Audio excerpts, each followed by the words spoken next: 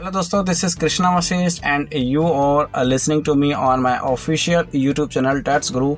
और आज हम इस चैनल पे डिस्कस करेंगे सीटेट 2019 सीडीपी क्वेश्चन पेपर, यानी कि पेपर 2 मैं यहाँ पे कराऊंगा आपको। और डिस्कशन होगा, ये इसका पार्ट होगा सेकंड। पार्ट 1 मैं ऑलरेडी डिस्कस कर चुका हूँ, आप देख सकते हैं मेरे यूट्यूब चैनल पर है। और 2019 का क्वेश्चन पेपर ध्यान से समझेंगे। इस क्वेश्चन पेपर में मैं स्टार्ट करूंगा क्वेश्चन नंबर 16 से लेके क्वेश्चन नंबर 30 तक, यानी कि 15 क्वेश्चन पे हम करेंगे, ठीक है। और अच्छे से समझेंगे, बारीकियों से समझेंगे। चलिए स्टार्ट करते हैं।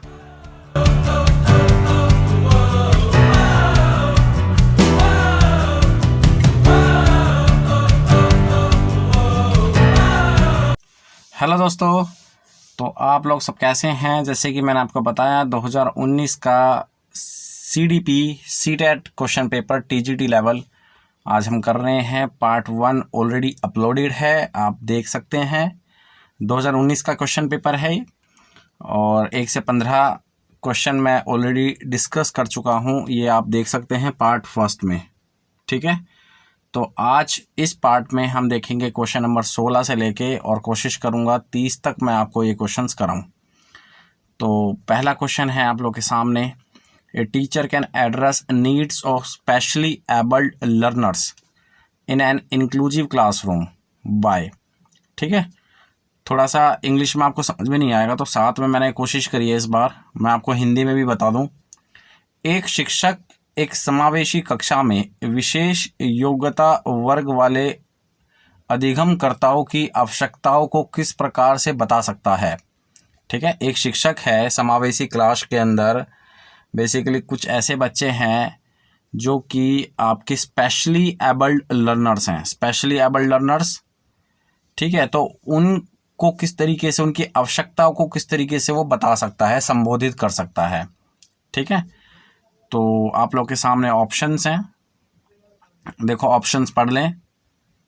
पेपर पेंसिल टेस्ट के जरिए बता सकता है। पेपर पेंसिल टेस्ट तो एक प्रकार का नेगेटिव वर्ड है जो कि साइकोलॉजी के अंदर यूज नहीं होता। विद्यार्थियों को निर्देश देने के लिए एक रूप तरीकों का प्रयोग करना, बिल्कुल एक रूप तरीका यूज ही नहीं करना है हमें, ठीक है। यूनिफॉर्म इंस्ट्रक्शंस, क्योंकि बच्चे जो हैं अलग अलग तरीके से सोचते हैं, इंडिविजुअल डिफरेंस सभी के अंदर रहते हैं। या अत्यधिक लिखित गृह कार्य देना, ये भी एक नेगेटिव है। तो उसका जो सही आंसर हो जाएगा ऑप्शन नंबर 4। प्रत्येक विद्यार्थी के अधिगम के सशक्त पक्षों एवं कमजोरियों के विश्लेषण के आधार पर विशिष्ट अधिगम उद्देश्यों को विकसित करना। मतलब टीचर जो है पर्टिकुलर बच्चा, यानी कि एक बच्चा है, उसके कमज़ोर पक्ष को अच्छे से ऑब्जर्व करेगा और उसके अच्छे पक्ष को अच्छे से ऑब्जर्व करेगा, जो कि स्ट्रॉन्ग पॉइंट्स होते हैं, ठीक है। और फिर जो है उनकी एबिलिटीज़ को बेसिकली एक्सप्लेन करेगा। तो option number 4 is the right answer. Move करते हैं नेक्स्ट क्वेश्चन की तरफ। क्वेश्चन नंबर 17 आप लोगों के सामने है। ए teacher can encourage creative learners in her classroom. एक टीचर जो है वो क्रिएटिव लर्नर को इनक्रेज कर सकता है, उनका उत्साह बढ़ा सकता है क्लासरूम के अंदर, किसके द्वारा? ऑप्शन आपके सामने है, तो जल्दी से मैं आपको बता देता हूँ, आपका टाइम सेव हो जाएगा। इसका जो राइट आंसर है वो है option number 3, encouraging multiple perspectives and appreciating original ideas, ठीक है। ओरिजिनल आइडियाज़ जो हैं वो क्रिएटिविटी की पहचान होती है, आप कह सकते हैं। और डाइवर्जेंट थिंकर्स होते हैं, बेसिकली मल्टीपल पर्सपेक्टिव्स होते हैं जो क्रिएटिव लर्नर होते हैं। तो स्टूडेंट जो टीचर है उसको चाहिए कि उस स्टूडेंट को इन 2 एरियाज़ में जो है अच्छे से निपुण करें, ठीक है।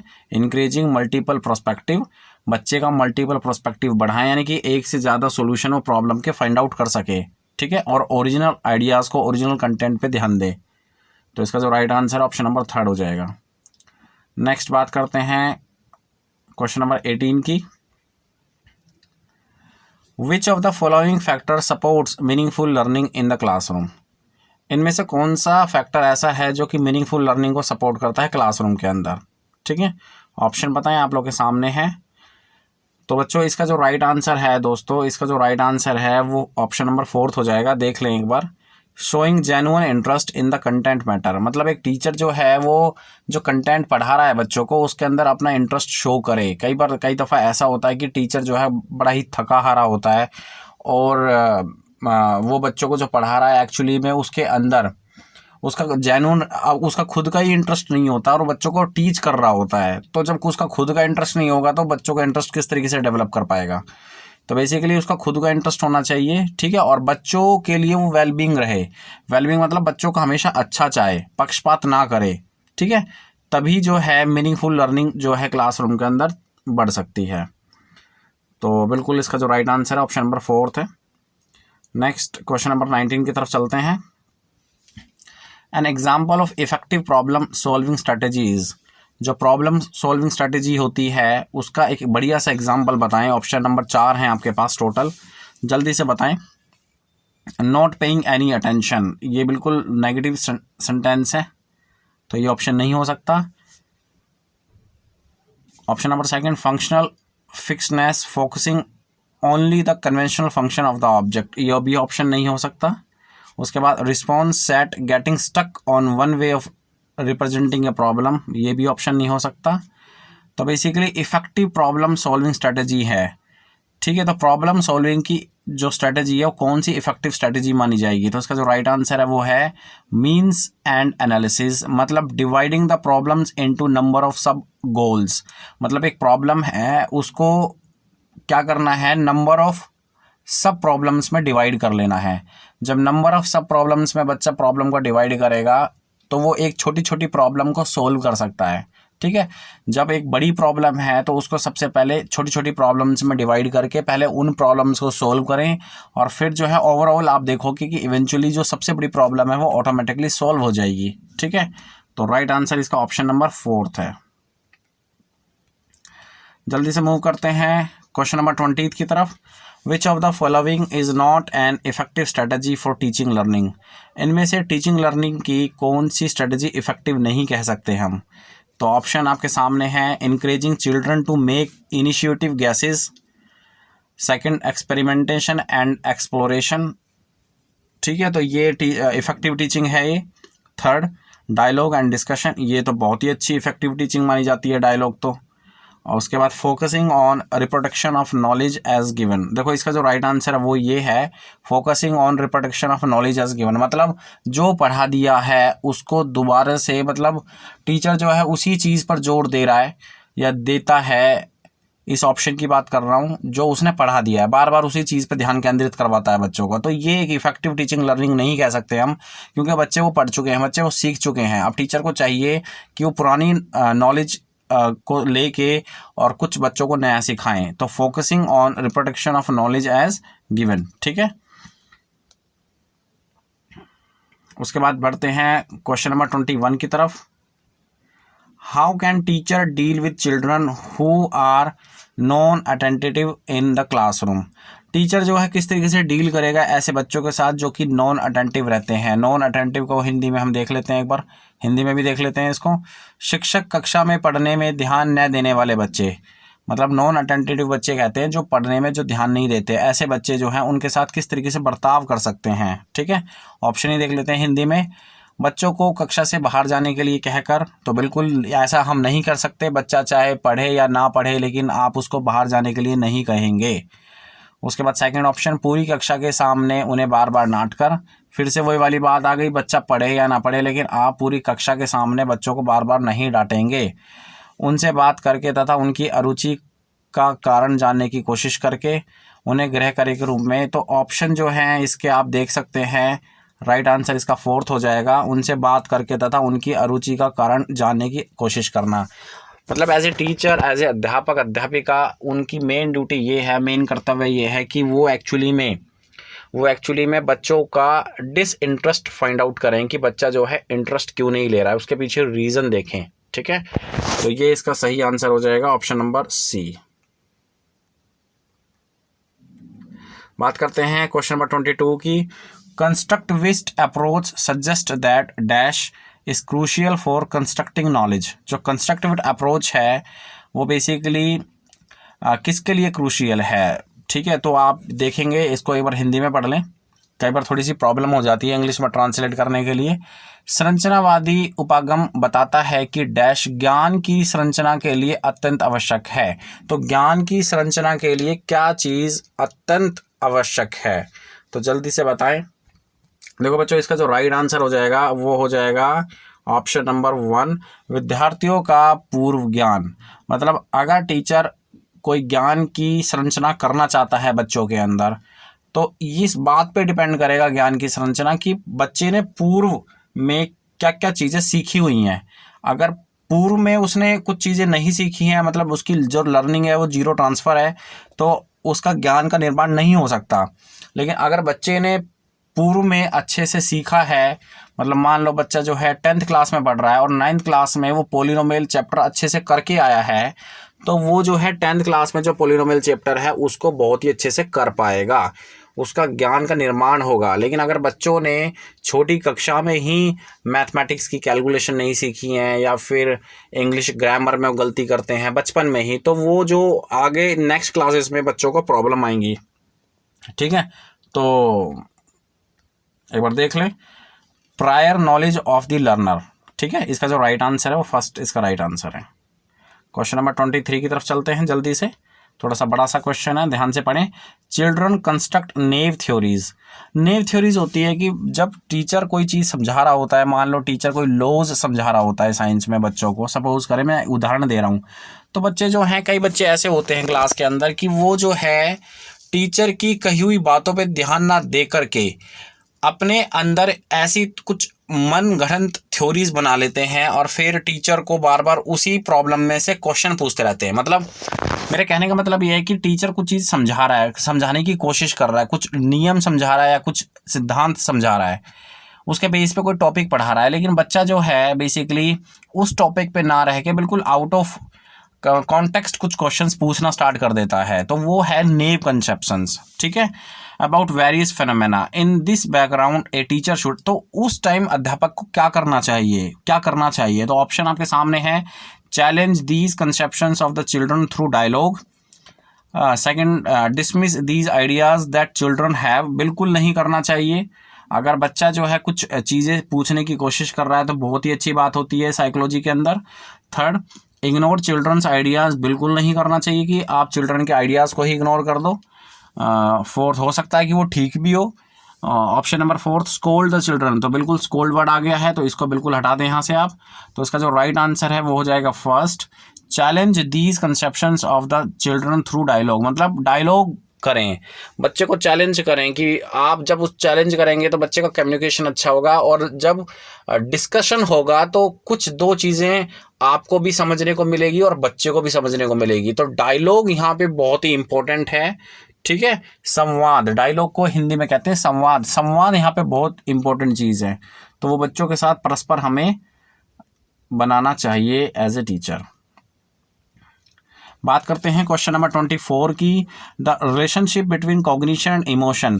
तो कॉग्निशन और इमोशन की रिलेशनशिप पूछी है, ये क्वेश्चन काफ़ी बार आ चुका है, और दोनों ही कॉग्निशन या फिर जो संज्ञान है और जो संवेग है, कॉग्निशन मतलब संज्ञान और इमोशन का मतलब होता है संवेग। तो संज्ञान और संवेग के बीच में जो रिलेशन है, जो संबंध है, वो किस प्रकार का है, तो बेसिकली दोनों जो है एक दूसरे को परस्पर जो है इन्फ्लुएंस करते हैं। तो बाई डायरेक्शनल आप कह सकते हो। बाई डायरेक्शन का मतलब है कि कॉग्निशन इमोशन को इन्फ्लुएंस करता है और इमोशन जो है कॉग्निशन को इन्फ्लुएंस करता है, तो दोनों ही जो हैं एक दूसरे को इन्फ्लुएंस करते हैं। तो इसका जो राइट आंसर हो जाएगा वो हो जाएगा by directional, A dynamic interplay between both. ठीक है, दोनों जो है एक दूसरे को इंटर या डिपेंड करते हैं, रेसिप्रोकल आप कह सकते हैं, रेसिप्रोकल डिपेंडेंसी। उसके बाद मूव करते हैं जल्दी से क्वेश्चन नंबर 25 की तरफ। Which of the following factors affect learning. तो इनमें से कौन से फैक्टर जो हैं बेसिकली लर्निंग को अफेक्ट करते हैं, इनमें से कौन से फैक्टर जो है, जो कारक हैं, वो अधिगम को प्रभावित करते हैं, अधिगम को प्रभावित करते हैं।